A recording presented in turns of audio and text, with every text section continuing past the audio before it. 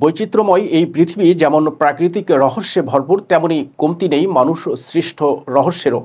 এমনই একটি রহস্যে ঘেরা বাড়ি রয়েছে যুক্তরাষ্ট্রের ক্যালিফোর্নিয়ায়। বিশাল এই অট্টালিকার নাম উইনচেস্টার মিস্ট্রি হাউস। এটি ক্যালিফোর্নিয়ার সান হোসে শহরে অবস্থিত একটি রহস্যময় এবং ইতিহাসে ভরা বাড়ি, যা বিশ্বের সবচেয়ে বিখ্যাত হন্টেড বাড়িগুলোর মধ্যে একটি। এই বাড়িটি তার অদ্ভুত স্থাপত্য এবং রহস্যময় ঘটনার জন্য পরিচিত। অদ্ভুত এই বাড়িটির মালিক সারা উইনচেস্টার নামের এক নারী। সারা উইনচেস্টার ছিলেন উইনচেস্টার রাইফেল কোম্পানির প্রতিষ্ঠাতা উইলিয়াম উইনচেস্টারের স্ত্রী।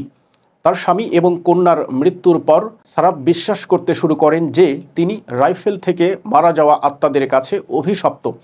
এর ফলে তিনি এমন একটি বাড়ি তৈরি করতে শুরু করেন যেখানে আত্মারা শান্তি পাবে এবং তিনি তাদের শাস্তির হাত থেকে মুক্তি পাবেন। সারা উইনচেস্টার 1884 সালে এই বাড়ির নির্মাণ শুরু করেন এবং তার জীবনের শেষ পর্যন্ত এই বাড়ির নির্মাণ কাজ চলতে থাকে। অনেক মানুষ মনে করেন যে এই বাড়ি নির্মাণের উদ্দেশ্য ছিল আত্মাদের বিভ্রান্ত করা, যাতে তারা সারা উইনচেস্টারকে বিরক্ত না করে। সারা নিজের জীবনের বেশিরভাগ সময় এই বাড়ির নির্মাণে ব্যয় করেছিলেন। এই বাড়ির ভিতর এবং বাইরে অসংখ্য দরজা, জানালা এবং সিঁড়ি রয়েছে, যেগুলোর কোনো নির্দিষ্ট পথ নেই। কিছু দরজা বা জানালা খুললে দেখা যায় দেওয়াল।